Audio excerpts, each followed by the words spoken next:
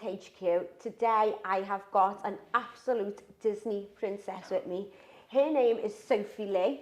She is a survivor of so much trauma and such a massive injury, but she's come out on absolute top, and I'm delighted to have her on the show. Sophie Lea! Thank you. I'm Welcome. excited so much. I'm just so ecstatic to be here. I feel like your energy, I thrive off. We bounce off each other so much straight away, and it's so rare to find people like that, and especially women who build each other up. So thank you for having me. We couldn't wait to get you in. You have been top of our hit list. Oh, and here I am. And here we got you, girl. Hitting the sofas. Okay. Absolutely got you. Tell me a little bit about yourself. How old you are? What's your name and where'd you come from? Oh, babe. Well, my name's Sophie Lea. I'm 26-year-old, and I'm a mix of things. I feel like ultimately I want to be a good role model. Yeah. That's what I aspire to be. Initially, I was a fire performer in Manchester. How did you get into that? So I've been a performer and dancer my whole life. From a child? Yeah, from literally like 3 years old. Yep. My mum put me in dance school. I used to just walk around a little tutu, singing, dancing, I loved all that theatrical life, and I've always been in the entertainment industry. So I knew from a really young age that is the path that I wanted to go down. And then obviously as I grew older and I went into training, you train in so many different skills, and I kind of went into circus training. Wow. Yeah, so that my mum was like, I know, my mum was like, do you not want to do something else? Like, I don't know, be a teacher or like something that's not gonna, be dangerous? Yeah. And I was like, no, mum, I kind of just want to go on stilts and do fire. How random though. I mean, that is so, you don't hear that every day, doll, do you? I think I've always been a bit of an odd bod. I'm not gonna lie, I've always been a bit of the girl that's like the crazy one. It's a little bit of the where's Soph? Oh, she's somewhere on stilts.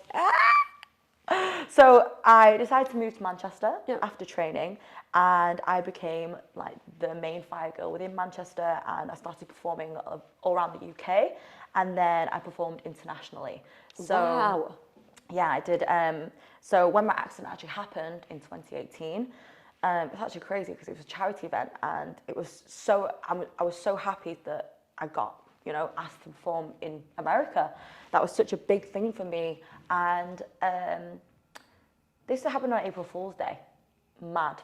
April Fool's Day 2018, and also it was the first time that Easter Sunday landed on April Fool's Day. So I feel like this whole thing was like a big awakening for me. Yeah. I've never been very big on spirituality or anything that's like that. I've always just lived my life how it has been. But ever since this happened to me, I feel like this was meant to happen for me. Wow. And it really was something that was a lesson and a blessing for me. To become a better woman and to become elevated, to become the woman that I'm supposed to be. Talk me through what happened that day. So I was getting ready to perform my usual routine, my usual fire routine, and I did all the safety checks. In fact, I checked so many times to make sure that this was going to be correct, everything was going to go to plan, and nothing was going to, bad was going to happen. And I remember making sure, turn all the aircon off, no wind, nothing. Make sure everything's off, and there wasn't going to be anything that could possibly go wrong. So there's a lot of planning that goes in behind. Yeah, a lot of checks behind before you actually perform. A lot of safety checks, a lot of equipment checks, even down to wardrobe. What you wear. Make sure that you're strapped in and you're not got any loose little bits hanging off, so you can, perform to your highest ability. And I was performing. I was getting to the finale part of my performance, and I blew the fire out. And it was a freak accident. I don't know why, but I just peaked. Usually I would just, because I usually close my eyes when I blow the fire, so then it doesn't, nothing comes back. And I just peaked, and all of a sudden this big ball of fire is coming straight at my face. Directly like this, full front on. And I just remember, I just went into survival mode. Something clicked in my brain, and I was like, oh my God, if I don't do anything, this is gonna be the end of me. This is gonna be it. So I was on fire for, I'd say, a good 30 seconds, which in that time when everything just kind of stops around you, is a long, long time, you know, and I could feel the fire raising from my chest going up to my eyes. And I thought, if it goes in my eyes, it's game over. You know, I cannot do that. So I was patting myself out. I was doing everything. I was making sure I was staying calm because this was still on stage.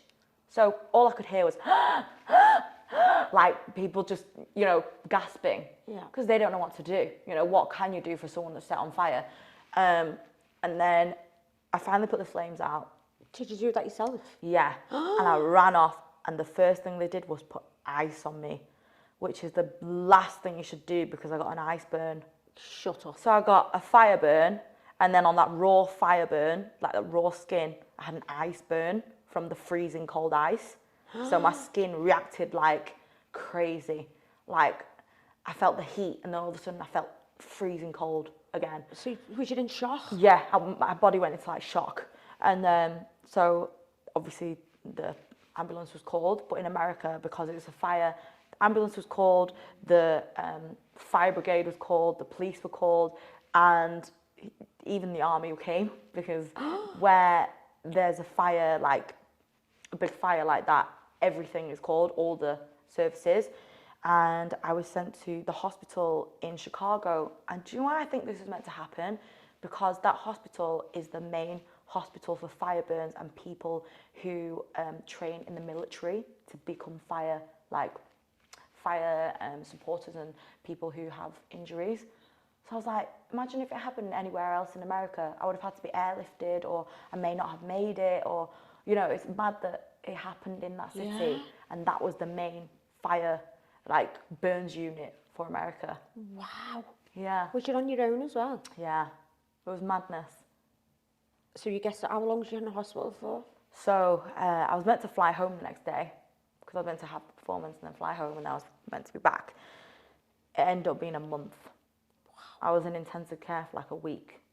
And then in a month, I remember waking up in intensive care, and oh my God, I was, first of all, I wasn't even with it.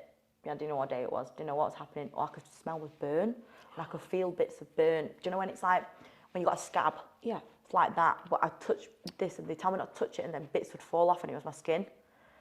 And I remember they went, Sophie, we're going to have to give you a shower now, because you need to wash all this off, so then you can start healing and new bits of skin can form, and, you know, you can feel a lot fresher and better. Oh my God. So they wheeled me in this wheelchair, and at this point my face was throbbing, massive, because when you go through a shock of burn, the first thing your body does is swell to ease the burn, you know, to ease the like heat of the burn.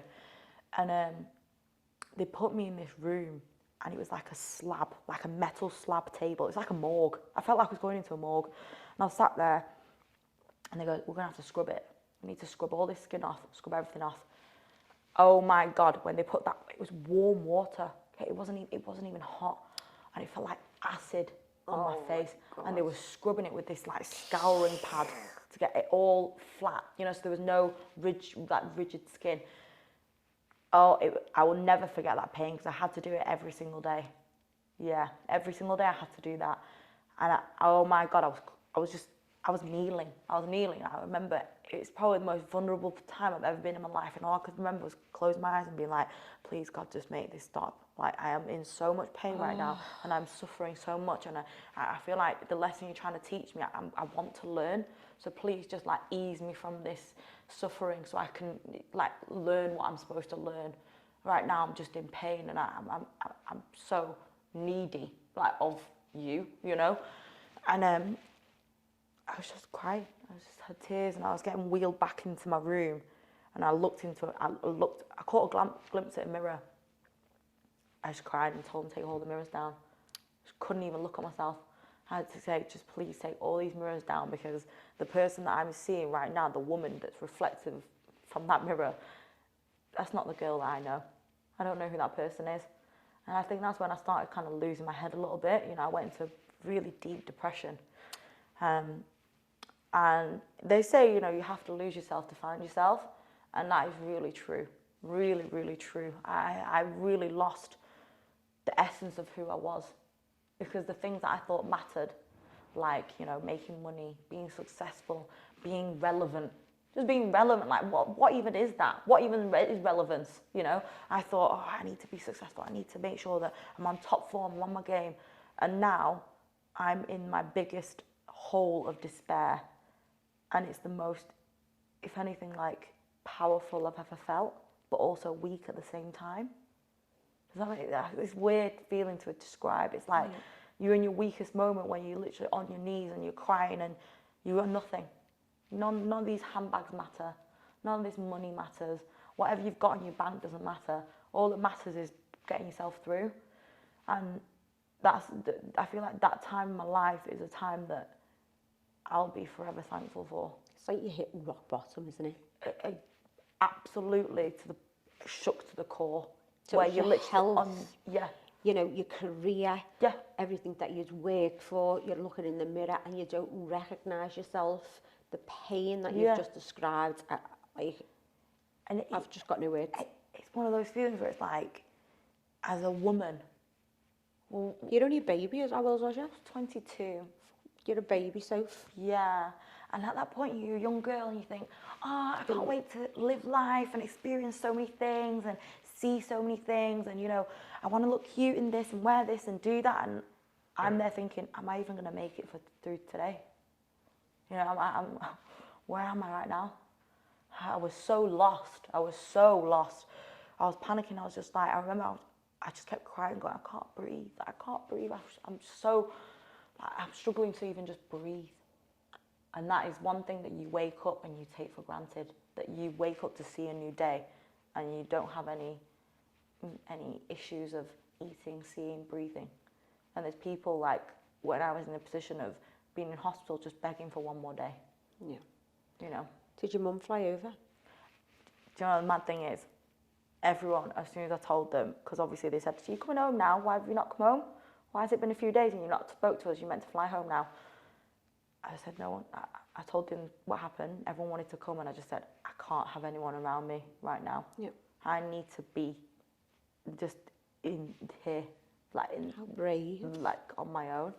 I felt like if I was crying and my mum's crying and everyone's crying, it'd make it worse. Yeah, it does. Sometimes you need to give yourself that tough love. Someone shows you sympathy, you fall apart, don't you? That's it.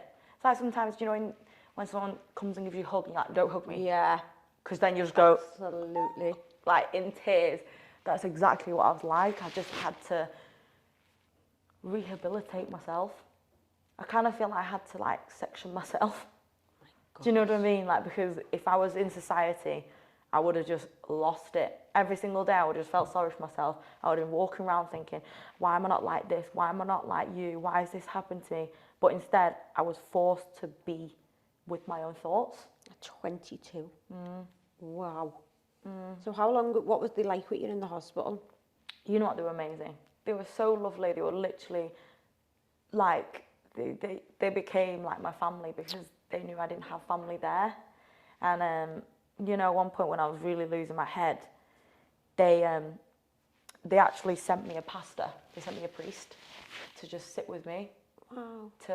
And I remember he said to me, you know, like, I'm not here to push the word of God on you. I'm here to remind you of your light. And I'm here to remind you of how bright you can shine. And it's your choice how bright you want to shine. So right now, if you just want to dim your light and just take it easy, you do that. But when it's your time to shine, you'll enjoy your day in the sun. Wow. Like, oh my God, kiss me, shivers. Oh.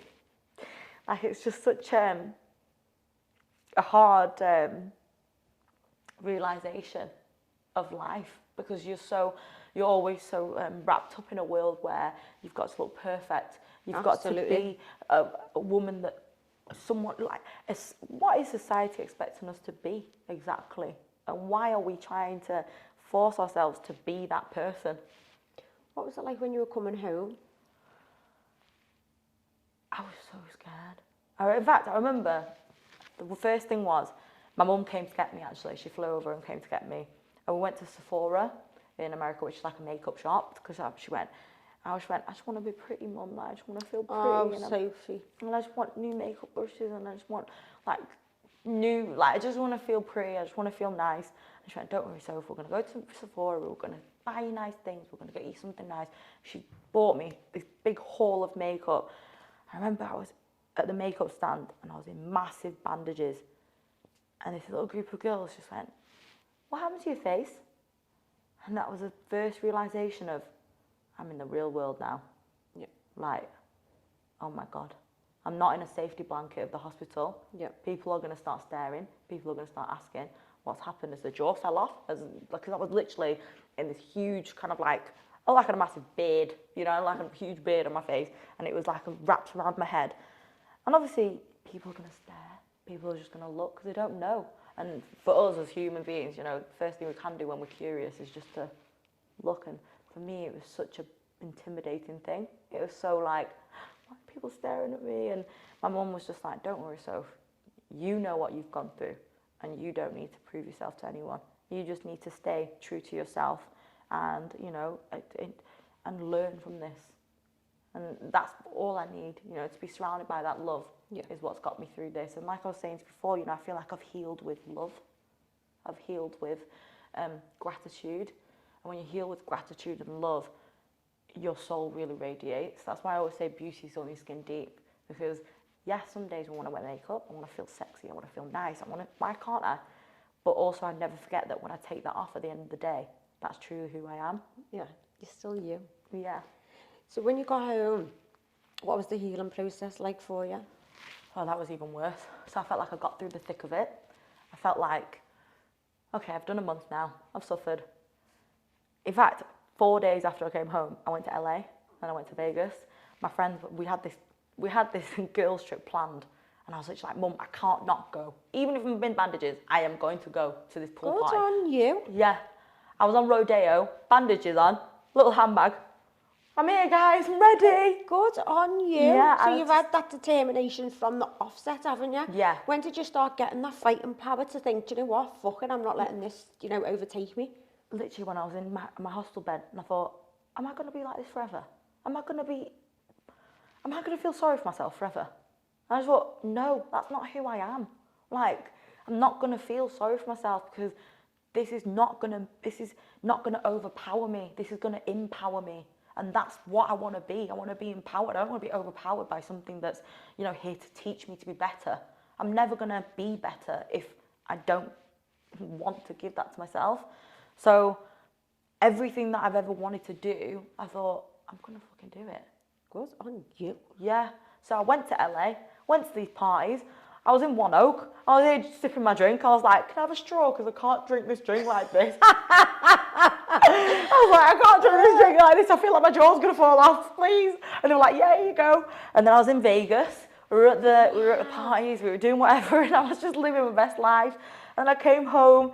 And then my mum was like, are you okay? Like, I was like, yeah, I'm doing what I want to do. You know, if anything, I'm seeing the world in such a bigger picture. Was you still in bandages and stuff then?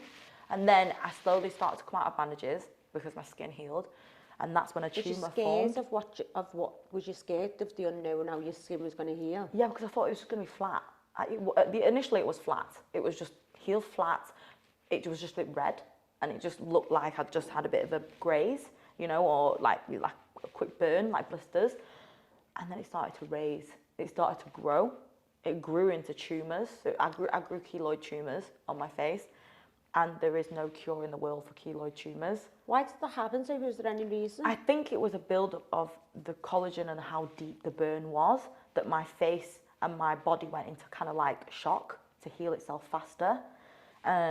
So within that process, obviously, my burn developed into a whole different kettle of fish, really. It was a whole different, it was no longer a burn, it was a tumour, and I became a case study in the world. You had this pioneering treatment, didn't you? That was like brand new. Tell me about that. Yeah, so no one had really had it, and I went to Wythenshawe Hospital first because that's the burns unit in Manchester, and even then they had no diagnosis for me. In fact, I got the wrong diagnosis for a year, and what they thought was like a hypertrophic burn was actually a keloid tumour.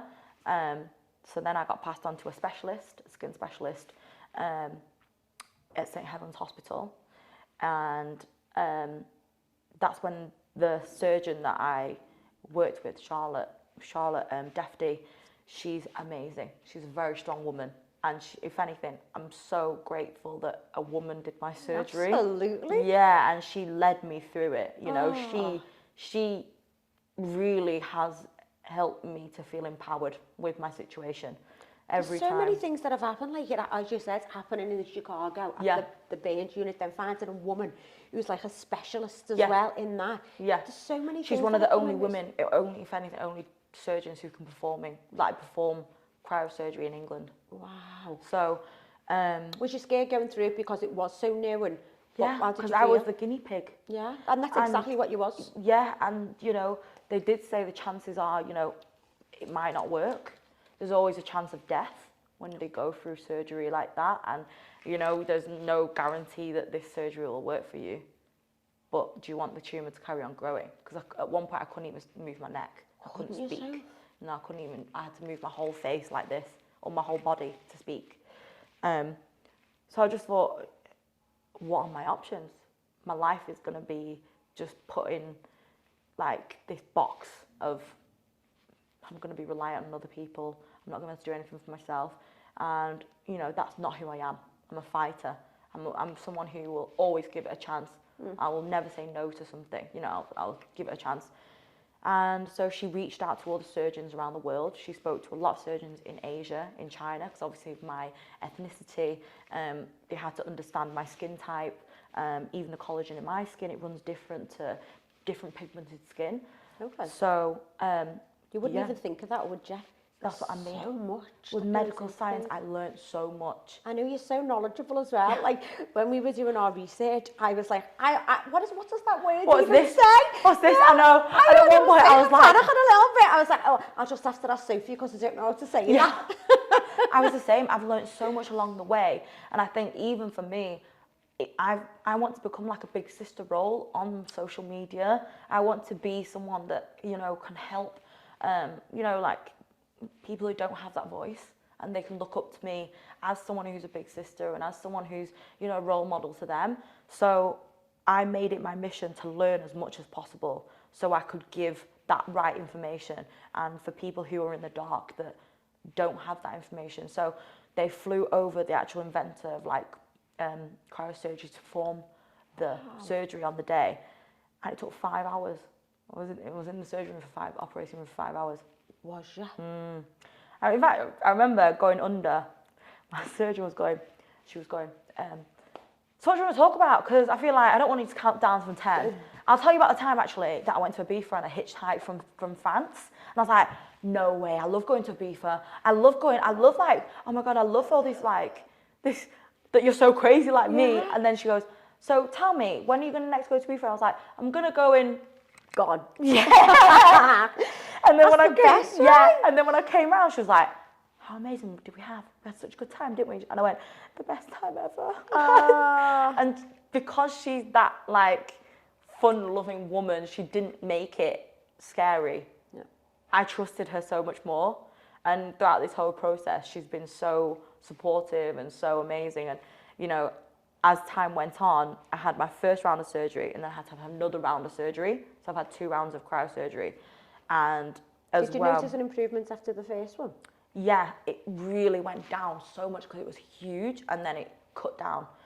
It literally is like having a wart frozen off. So when they've put liquid nitrogen into Yeah, the I wart see. and they freeze it off, Yeah. that's exactly what they did to the tumour.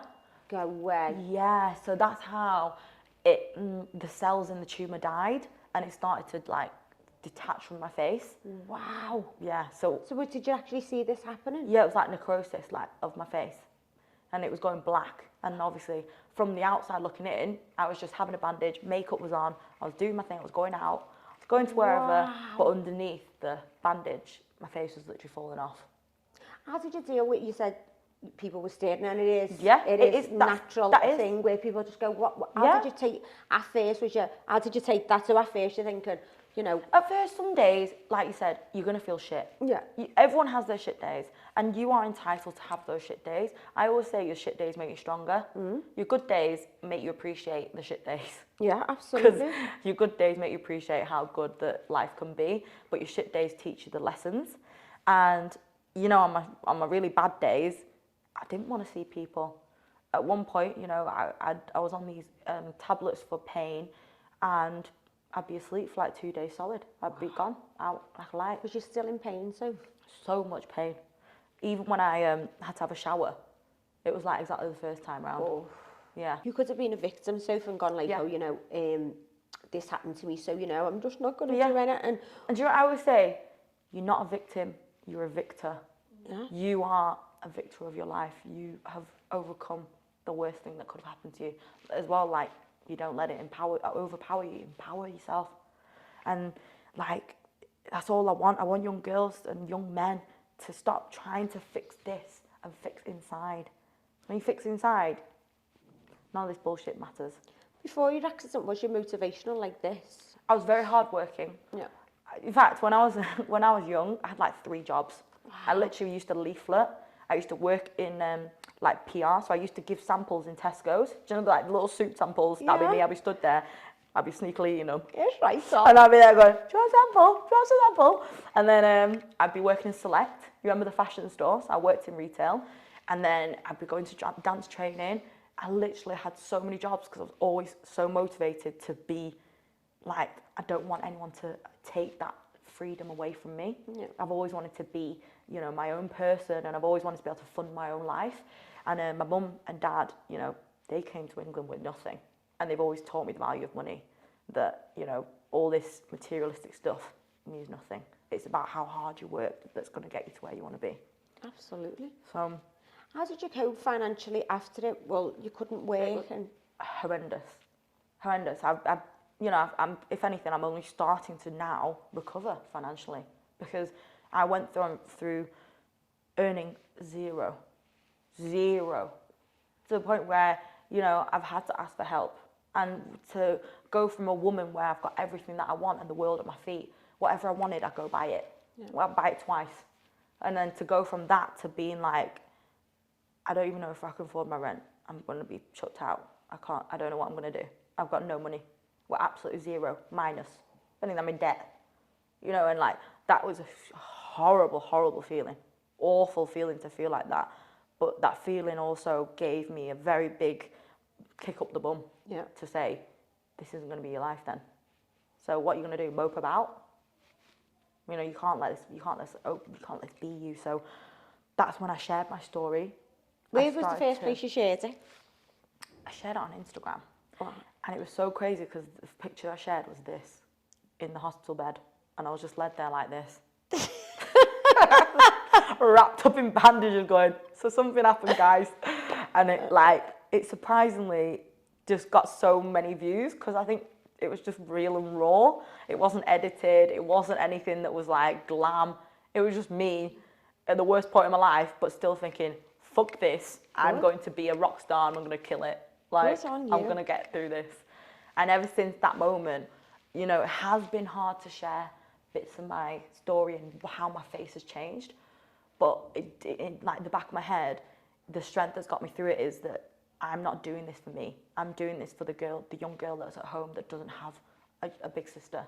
I'm doing it for the boy at home who's crying because he doesn't feel like himself. I'm doing it for the woman at home who is struggling with her own self-confidence. And those are the people, and those are, if anything, my inspirations to be better. They're your drive, aren't they? Yeah. Tell me a little bit about what you do now. So what is your career? Where is it? It's dead exciting. I feel like I don't even know. I feel like I'm just wanting to be kind of... You've just done a bloody programme on Netflix. Tell us about that. This guy, does everyone want you? So I speak in colleges now. I speak at like different colleges. I spoke at Burnley College, speak at Manchester College. I speak in different seminars, things like that. And I just love meeting people and having that connection and just being able to say to them, like, I'm real. Like, I'm not just this on Instagram. This is my life. And I love connecting with like yourself today because I feel like you find so much more inspiration within yourself. Do you know, when you walk away from a good conversation and you just think, wow, that was invigorating. Yeah. Like, wow, I feel empowered. I feel like this off you today. I feel like a buzz. You know, you feel that buzz and that thrill. And that's what I feel when I can help people. So when people message me on Instagram, I always try my best to message back, give the best advice, and that's why I still continue to share. That becomes a full-time job though, doesn't it, so Yeah. for itself? Yeah, of course. And, you know, it does get tiring from times because, like I said to you, when we're the strong women and we're the role models, who do we turn to for our role models? Who do we turn to for our strength? Because everyone comes to us. And on those days, I just kind of retract myself from the world and focus on my energy and rebuild myself back up. So then when I'm ready, I'm going in there, hands on, ready to fight again. How did you feel going on your first modelling job from your accident? Oh my God, I was absolutely, oh my God, I was so nervous. I was so nervous, but at the same time I thought, you know what, I'm here for a fucking reason. I'm in this room for a reason, and with these gorgeous, gorgeous girls, and if anything, like, we're all here to empower each other. And the fact that the industry accepted me for how I looked, who I was, and what I stood for, I think was a very big, like, kind of turn within our industry of modelling, our industry of the entertainment world, where it's always been about what you look like, what size you are, you know, are you perfect? And you're all pretty fucking perfect. Like, I'm not gonna lie. Thank you so much. No, honestly, I'm just grateful to be it. Do you know what it is? You're so gorgeous, and you've got so much about you. You don't even notice. Thank you. Your little, but you've healed amazingly, Soph. Don't get me wrong, so you've much. fucking battled up, and you've been Yeah. through. But you have your body, as you said, about healing. Tell me a little bit about the philosophy about healing within. I love that. I feel like when you feel shitty, that's when you have to heal from within. No amount of makeup, no amount of surgery, no amount of filters, no amount of anything that's materialistic will heal that for you. It's only when you work on yourself with love and you give that love back to yourself, you will heal with beauty and your soul will radiate. And I feel like that's what I had to really do. And it's hard because you have to hurt to heal. And if you don't hurt and you don't face those demons, you'll always be trapped. You'll never feel like you are happy within your skin, and you'll always be chasing that idea of beauty, that idea of happiness that's not real. What Has is your real outlook changed on your whole life? Because I used to sit in my room crying. I used to sit in my room mourning the old me. I used to mourn myself. And that's so horrible, to mourn someone that's still here and it's you, but you feel dead. You know what I mean? You feel How like... you felt, Soph? Yeah, I felt like I was just existing. I felt like I had no purpose. I felt like everything that I lived for and worked for was gone, taken from me. And I just thought, what am I going to do now? I'm a shell of a woman. I don't even look like me. I don't even know who this person is. My ID doesn't even look like me. I don't know who this is. I remember I was crying. I just used to cry my eyes out. And at one point, I literally thought, if I don't make it, it's fine. Whatever. If I take these pain tablets and I fall asleep for 2 days or 3 days, if I don't even wake up, it's fine. Whatever. And I had to go through that phase because that was my hurting phase to heal. Absolutely. But some people, when they're like that, they can never get back up. Yeah. So explain to me, how did you get yourself from feeling like that you weren't bothered to waking up, to being this ultra motivational person? Yeah, I'm going to be so honest with you now. I still have those days. I still have my episodes of depression, anxiety, PTSD, and those days where I feel like I'm in despair because I feel like I want to be so great, but I don't know if I'm doing the right thing. I still question myself. I'm like, am I doing the right thing? Am I being a good role model? Am I being that woman the role model that I needed growing up? Do you feel a lot of pressures on you to be a Yeah. good role model? Yeah. Man, I think in certain aspects I put that pressure on myself as well, because I want to be the best woman that I can be for not just me but everyone around me, and for the people who do look up to me. I feel like I've got a duty of care to them, and if anything, It's a lot of pressure. I'm not gonna lie. Like, you still, this wasn't like a decade ago. This is relatively new. Yeah. 2018, 19, 20, 21, just 4 years, just past the anniversary. And you've done so much in them 4 years. Thank you. Fuck me. Because I never want, like, even like you saying you've got kids, I want them to look up to me and like be able to say, she's so sick. You know, she's a young girl that I have respect for. She's a young girl that I don't just see as a piece of meat, or I don't just see as someone who just has no care for the world. You know, like my biggest like kind of pat on the back is when I do get messages from mums and parents and dads, and you know, to say, I'm so glad that my child follows you. Oh, that is so lovely. Tell me about your new show. So I filmed a show with Misguided. Like they did like an Inside with Misguided show, and now it's on Netflix. It's been released on Netflix. Yeah. Did you enjoy it? I did, because it was like a women empowerment campaign, and it was a day of so much love and self-love, and so many women in one room who had gone through so much. But when we came together, we felt so elite and so unstoppable. Wow, that is amazing. And to have such a global brand like that accept us and really cheer us on. Even to be sat here right now and have women such as yourself, you speak to so many women, so many different people, so many walks of life, to just accept my story is just, it's what I live for, to be heard and seen and to be accepted for everything. I know this sounds mad, but are you grateful for what happened?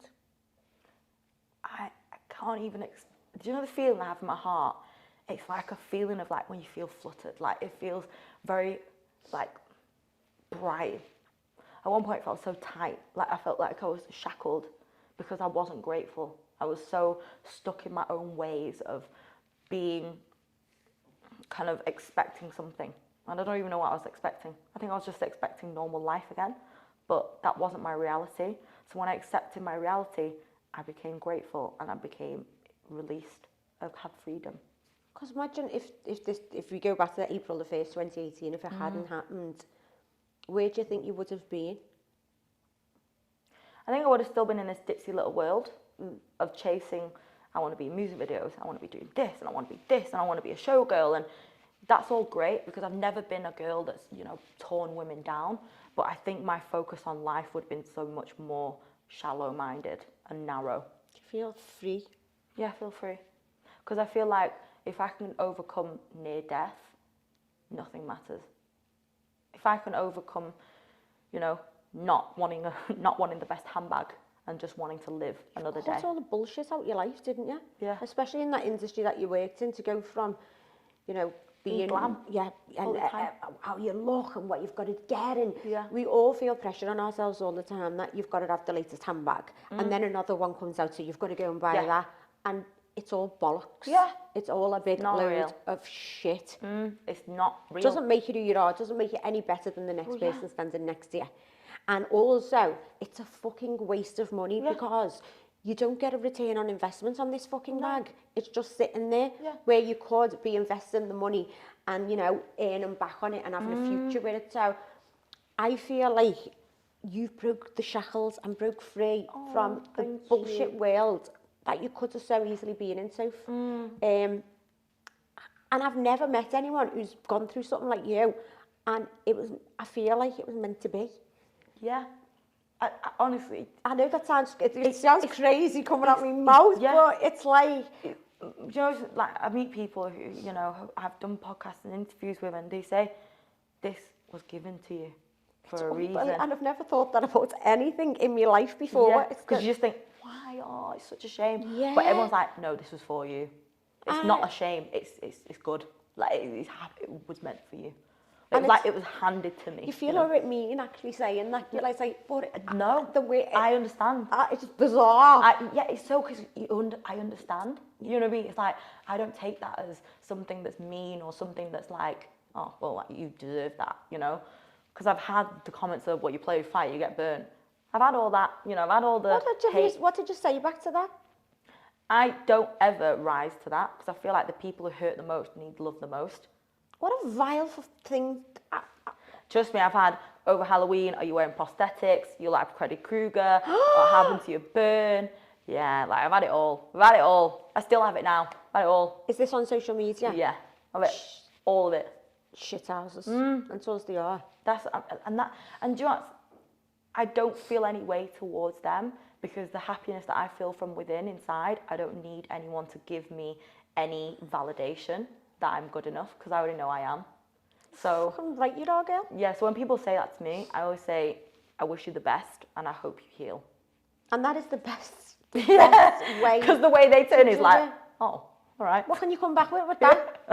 There's no further to go with it. That's Because what I just mean. like, I'm not going to rise to it, because I don't care what you're doing.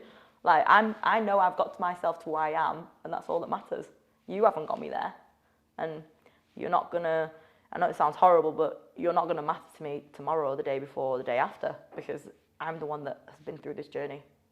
do you know when you were at the top of your game and you had loads of people around you, and then this happened? Did you see people dwindle away? Yeah. It was hard. It was horrible, because I thought the people who were my friends, the people who were my support system, my support network at that time, they showed their true colours, and they weren't my support system. They were just along for the ride, and they were just wanting to be a part of that lifestyle with me. They weren't there to actually, lift me up, and it makes you become very sheltered. Like now, my circle is so small. I literally trust 2-3 people. One be myself. Yeah, absolutely. Your Like, own best friends. Yeah, I really do say that. You have to be your number one fan. Rule number 1, never be number 2. If you don't put yourself number 1, you're always going to get left behind. Do you look at people differently now, though? Do you find it more harder to trust this time around? Yeah, even in my love life, I'm so sheltered. I'm so guarded with my energy. And I don't really date, to be honest. Like, last time I dated was August last year, and I cut it off because it got too much for me. I get to a point where I'm like, I get scared to love, because I feel like I'm a lot. Right now I feel like I've got so much that I need to do for other people first. So what about you, though? You don't talk a lot about what you need to do for other people, and you have to be this role model. And what about Sophie? What do you do for you? I don't even know, because I feel like I tried to date and I tried to see other people, and it got a lot. I felt like I'm not ready for that.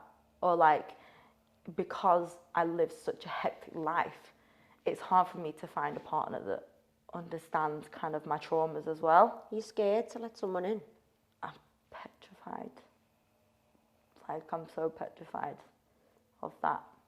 I think I've got into my head where it's like, because I've got myself through this, I don't really need anyone. It's better to not have, like, I'd rather be valued than have attention. And I feel right now, like, I don't know who values me, so I'm just going to value me. And that's fine. Yeah. I think we're sold this fairy tale story from when we're babies. We're told to watch Disney films, and the prince comes along and he rescues us, and we need rescuing. And that's not the case. No. You don't need to be with someone it's not normal. It's like, oh, aren't you married? It's like, no. Have you got kids? No. Well, you don't need to. If you want to, do it. If you don't, don't. But just because you don't feel ready for a relationship, I think that's the best thing that you could do. Like I tell my girls all the time, I'm like, why do you need a fella? In fact, I try and get them to fuck the fellas off, because I'm like, I hate them. Oh, they make me sick. Yeah, no, not for you. Yeah. Never. But I just think, I think you're doing the right thing. I think you're healing still. So it's a journey. It's not like you just click your fingers and go, oh, I'm better. It's all the journey and when you're ready, it'll happen. I think sometimes I do question myself, I think, am I just going to be alone forever? Am I just going to, like, reject people forever?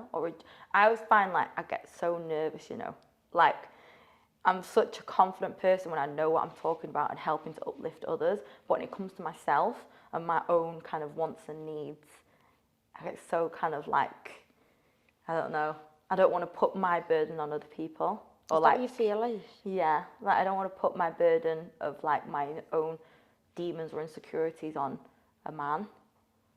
Does that make sense? You don't. After everything that you've been through as well, Soph, I mean, what a fucking journey you've been on. It's been ups and downs and pain and everything else. I think you're scared of getting hurt as well. Definitely. It's like one of those things where it's like that pain of struggle will never compare to like heartbreak. Heartbreak is such a different pain, you know, and when you struggle with even your own self-image, like I still struggle with it every day. It's normal, because how can you not, you know? Some days you feel good about yourself, some days you feel not, like some days you don't feel up to it. So for me, I don't want to put myself in a pool of competition with all these like other potential girls. I just feel so kind of like scared. And like sometimes I've met guys and I've gone on dates and things like that, and I just feel like sometimes I've been treated like a bit of a piece of me, and I'm not ready for that. No, absolutely not. And maybe you'll never be ready for that. Yeah. That's just And not that's who you okay. are. Yeah. And like I'm so scared to date. I don't know why. I get so shy. I'm like, And then you're so confident in everything else. I know. And then when I'm with a boy, I'm like, Do you know when I was ready and it'll happen, you'll meet someone and it just clicks. yeah. Do you know what I mean? And I feel like I'll come to you and you go, so what are your intentions and who are you? Yeah, I'll be absolutely. like, okay. So I'm at this point, like, who is he? Yeah. Who is he? Tell him if he messes with you, I'll fuck him. Like the big old man. But I think, I just think as well, while you're growing and you're focusing on yourself, if you did get into a relationship, you wouldn't be spending as much time on your career. That's it. And investing in yourself. So I wouldn't be worried about that. I'm very career driven, I feel. And I think sometimes, especially with like men, it's hard to find a balance between having time. Men are scared of fucking powerful women. That's what it is. They're scared. I feel like they always try to tame me. They're never going to tame me. It's fucking impossible. I know. I feel like men always try to like tame me, or they're always like, "Where are you going now? What are you doing? Where are you? What are you?" And I'm like, I'm just trying to make a career for myself. You're here, there, and everywhere as well. You haven't got. Right now isn't the right time for you to be in a relationship. I don't if you think want to so. pick yourself up and go here and go there and go there, not like having to answer to someone. I think that's it. I think that's what it is. Sometimes it gets lonely and I get a bit needy, but then I realise that's only temporary, you know? Yeah. If I can't rely on someone for just like a bit of a cuddle or whatever, and then... I'll fucking get on Tinder, get someone around, get a cuddle and fuck them I up. know, I'm scared. I'm like, I'll be there, sat there fully like, I know, how are you? But you know what? After watching them things like the Tinder swindling and that, as a young girl, oh my God, I'd be petrified. But I think this is why I'm so driven to make my own money, to have my own things. So then if I meet a man, he's going to be someone who inspires me, motivates me, and brings things to the table that money can't buy. Yeah. That's Absolutely. all I want. I want happiness and I want loyalty, and that's it. I don't want your money. I don't want this lifestyle, because I'll give that to myself. Absolutely. And do you know what the thing is as well? So if when you give it to yourself, it can't be taken away. That's it. Because you see so many women and they get given things, and then when they split up, they take it all away anyway. Yeah. It's never yours. It's on loan. Yeah. So if you make it yourself, no one can take that away, and you're with them because you want to be with them, not That's because it. what you're getting out of them. Yeah, that's But exactly it's it. strong women do scare men, and women with money scare men as well. So absolutely. I feel like, don't worry, babe, I'll pay for it. Like, I just want to spoil someone and not be like... I always feel like they kind of make me feel like I demasculate them. Not demasculate them, but it's like, because I want to pay for myself, I want to do this, or I want to do that, and I'm not under the thumb. I can't be under the thumb. No, I can't have absolutely someone not. tell me what to do. I cannot do that. And I think when I stand up for myself, because I'll be really shy, and then if you fuck me off, I'll be like, listen, Good I'll on tell you how you. it is. Yes. And then I think they get a bit like, oh God. Oh shit. They will shit themselves and think, oh God, I'm not upsetting her, she'll fuck me. Yeah, basically. And I think that's where I'm just like, you know what, I'm better without all this stress. I'll just do it myself. You don't need it. What's next for you, Soph? What's your biggest dream? Can I tell you a secret? Go on. I'm actually writing a book. Oh, amazing! Oh, I'm writing that's a book. fabulous. So I'm actually going to the meeting tomorrow. Yeah, I'm writing a book, and it's about my life, and I hope that it helps to guide, and hope it helps to, you know, really, elevate people. That's all I want. Oh, that is amazing. And how are you finding it? You're enjoying it? Yeah, because I hate reading. So I want to write a book that I actually want to read and Yeah. people want to read, because I feel like a lot of people are like, oh my God, reading. Last time I read, I was in school. Do you know what I mean? I don't read. So I want to write a book that's, you can't get You can't rid put of. down. Yeah. So I want it to be things that help you through life. Little facts, little pick-me-ups, little, little tips for how to get out of, having an anxiety episode or a depression episode. I want this book to be like a life guide to really help you. How do you treat your depression and anxiety? You know what?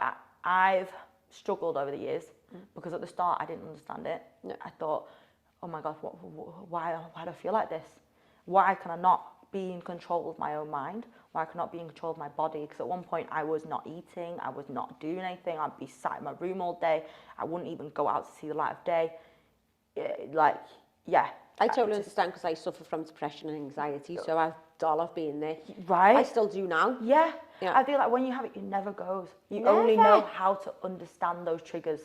It's only how you learn to cope with learning, and I think every time you have an episode, you learn more. So now, if I know I'm going into a depression or I'm burning myself out, Yeah. I'll just say to everyone, look, I'm going through a bad phase. I'm going into a bad headspace. I need 2 days off. I'll take that 2 days off to cry, to scream, to do yoga, to relax, to watch binge TV, whatever I need to do, get it out my system so it's out my system. Because I feel like at one point I was running away from all those feelings. And when I was running away from everything, it got worse.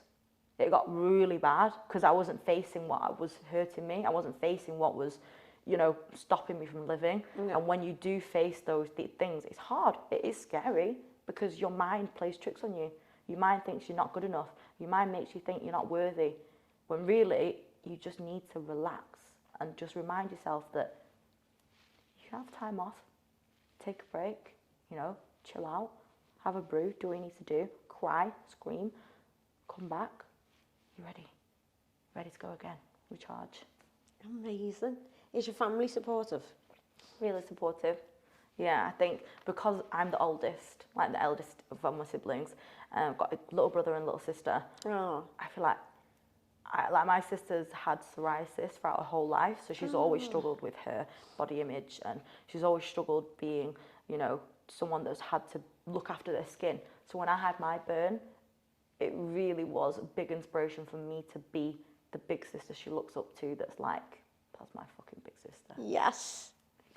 Would you go back to dancing? I think I would, I'd go back to performing.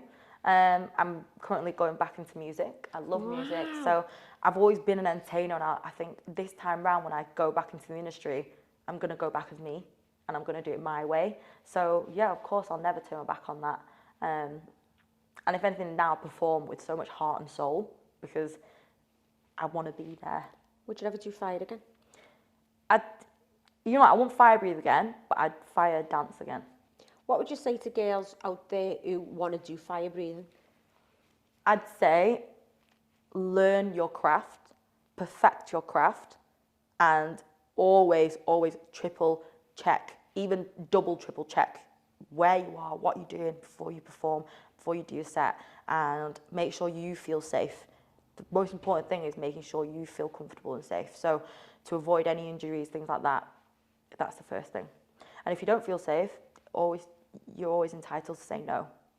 Absolutely. And it's okay to say no? Yeah, it is okay to say no. What's next for you? What's in the pipeline apart from your book, your TV show, going back into dance? Yeah, I think speaking in seminars, doing a lot more talks, and just now being able to give back. So I do a lot more charity work. I want to educate, and now that it's my time to give back to the people who helped me. So like Katie Piper Foundation, I work closely with Katie Piper. I've worked with Katie Piper on the show. She's amazing, isn't she? Oh, gorgeous. That's who, and those are the people who I want to uplift with. Oh, amazing. Tell everyone, Sophie, where they can find you on your socials. So my Instagram is Sophie Lea. So it's SOPHIRELEE, and I share all my content on there. I have a YouTube channel which is exactly the same name. That's just like daft stuff though, but it's lifestyle stuff. Most of my information and my journey and where I'm going is on my Instagram platform. So see you there.